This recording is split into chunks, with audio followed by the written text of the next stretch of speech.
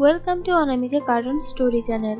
আজকে তোমাদের যে গল্পটি বলবো সেটি হলো প্রেম কি পার্ট 19। সেদিন ঐশীর বাবা ঐশীকে ফোন দেয় আর বলে, হ্যালো মা, কেমন আছিস তুই? বাবা আমি তো ভালো আছি, তুমি বলো তুমি কেমন আছো? অনেকদিন পর ফোন করলে। তুই তো জানিস বিজনেস নিয়ে সবসময় বিজি থাকতে হয়, এর জন্য তোকে ফোন দিতে পারি না। তো শরীর কেমন আছে তোর? হ্যাঁ বাবা, আমার শরীর ভালো আছে। তুমি বলো তুমি কেমন আছো, বাড়ির সবাই কেমন আছে? সবাই ভালো আছে মা। ঐশী, তোকে অনেকদিন দেখিনি মা। আমি ভাবছিলাম ঢাকায় এসে তোর সাথে দেখা করব।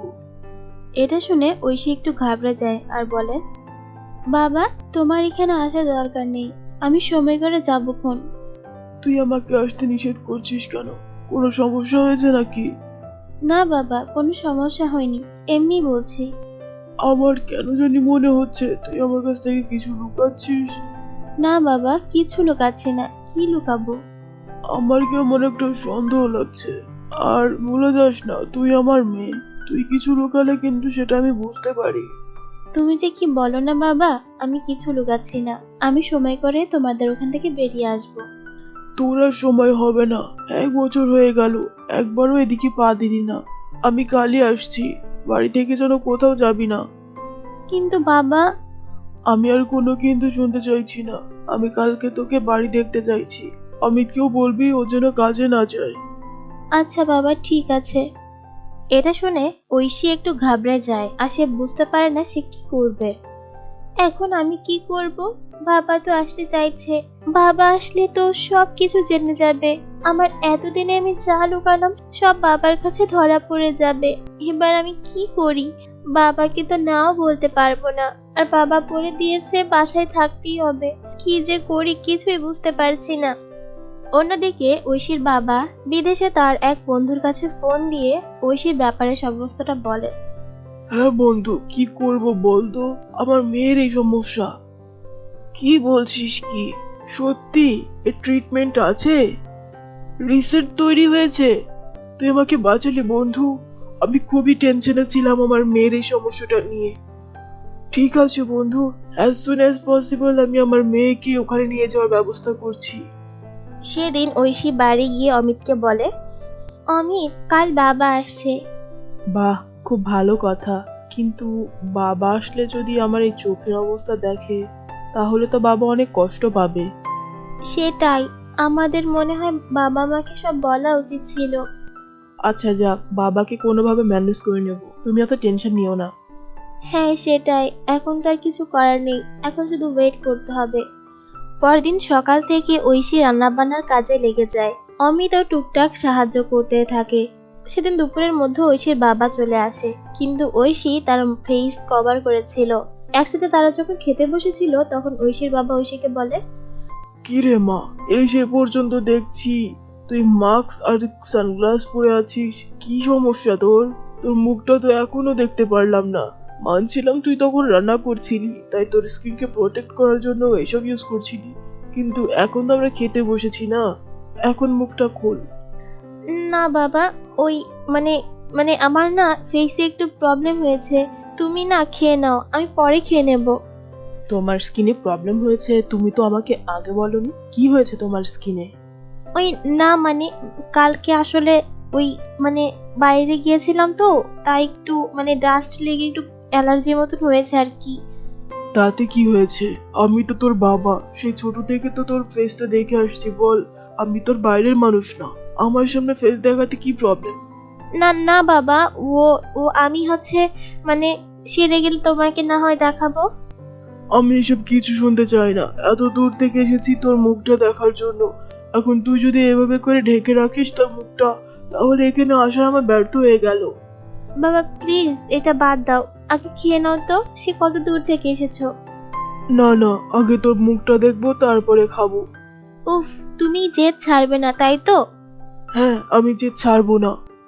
আমিও তোমার মেয়ে, আমিও জেদ করছি। তুমি যদি না খাও তাহলে আমি আমার ফেস তোমাকে দেখাবো না। তুমি তোমার লাঞ্চ আগে শেষ করবে, তারপর আমি আমার ফেস তোমাকে দেখাবো। তুই সত্যি বলছিস তো? হ্যাঁ বাবা, আমি একদম সত্যি বলছি। আমি কি তোমাকে কখনো মিথ্যে বলেছি? আচ্ছা ঠিক আছে। আমি যদি তোমাকে এখন এটা না বলতাম তাহলে তুমি আমার ফেস দেখলে কখনো খাবার খেতে না, তুমি চিন্তিত হয়ে পড়তে। খাবার খাবার পর ঐশীর বাবা ঐশীকে বলে, দেখ, আমি কিন্তু খাবার খেয়ে নিয়েছি, এবার তুই তোর মুখের থেকে এই সমস্ত খোল। বাবা, মানে বলছিলাম, মানে তুমি একটু আমার সাথে রুমে আসতে পারবে? কেন, এখানে কি হয়েছে? তোমার সাথে কিছু ইম্পর্টেন্ট কথা আছে, একটু আসতে পারবে? ঐশী, আমার সামনে বলতে কি প্রবলেম হবে? মানে একটু পার্সোনাল, তুমি কিছু মাইন্ড করো না প্লিজ। আচ্ছা ঠিক আছে, যাও। বাবা এসো। ঠিক আছে, চল। তারপর ঐশী তার বেডরুমে গিয়ে তার মুখ থেকে মাস্ক আর সানগ্লাসটা খুলে ফেলে। ঐশীর মুখ দেখে ঐশীর বাবা অনেকটা অবাক হয়ে যায় আর তারপর বলে, এসব কি হয়েছে? এগুলো কিভাবে হলো? তোর ফেসের এ কি হাল? এগুলো কেন হয়েছে? আসলে বাবা, আমায় ক্ষমা করো যে আমি তোমাদের কিছু জানাইনি। আসলে আমার এমন একটা সমস্যা হয়েছে, এটা ক্যান্সারের মতো, এর কোনো চিকিৎসাই নেই। একবার কারো হলে সে মারা যায়। খুব ভাগ্যবান বা ভাগ্যবতী মানুষরা বেঁচে যায়, তাও হাজারে একজন। তবে ডক্টর বলেছে আমি সুস্থ হয়ে যাব। এত বড় সমস্যাটা হয়েছে আর তুই আমাকে বলিসনি? আচ্ছা, বিয়ে করে কি তুই আমাদের একদম পরই করে দিলি? না বাবা, ব্যাপারটা তেমন না।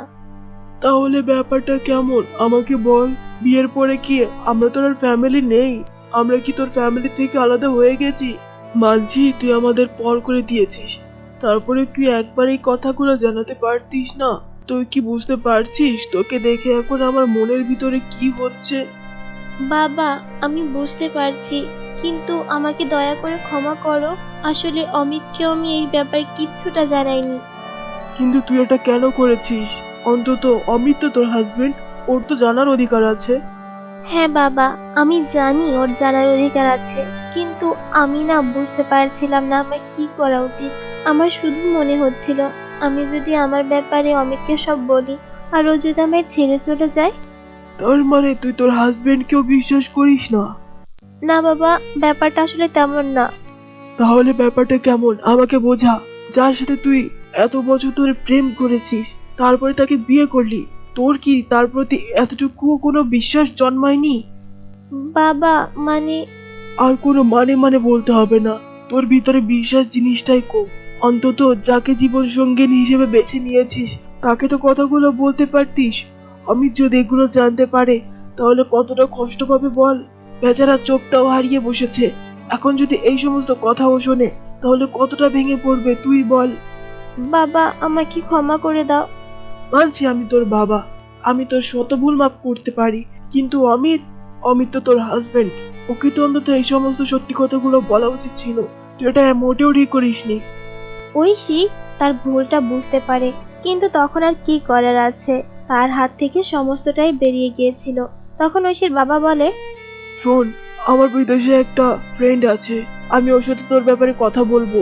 আর আমার জানা মতে তোর এই রোগের ট্রিটমেন্ট আছে। সত্যি বলছো বাবা?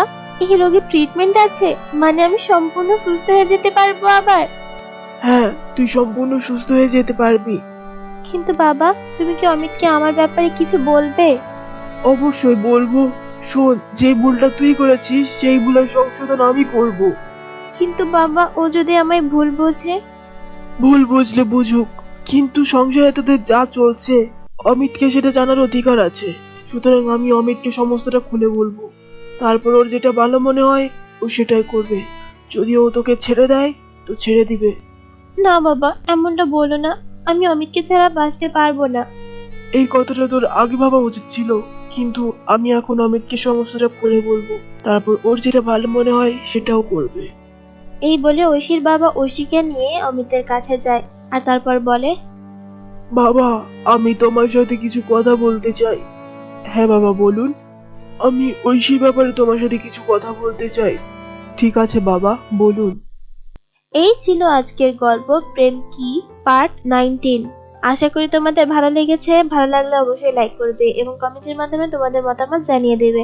আর তোমরা যদি আমার চ্যানেলে নতুন হও, আমার চ্যানেলকে সাবস্ক্রাইব করে পাশে থাকা বেল আইকনে ক্লিক করবে, তাহলে আমার চ্যানেলের আপডেট ভিডিও সবার আগে তোমার কাছে পৌঁছাবে। আর তোমরা যারা প্রেম কি পার্ট 1 থেকে পার্ট 18 পর্যন্ত দেখোনি, ডেসক্রিপশন বক্সে লিংক দেওয়া থাকবে, ওখান থেকে দেখে নেবে। এছাড়া আমার চ্যানেলে আলাদা করে প্লেলিস্ট করা আছে, ওখান থেকেও দেখতে পারো। ধন্যবাদ।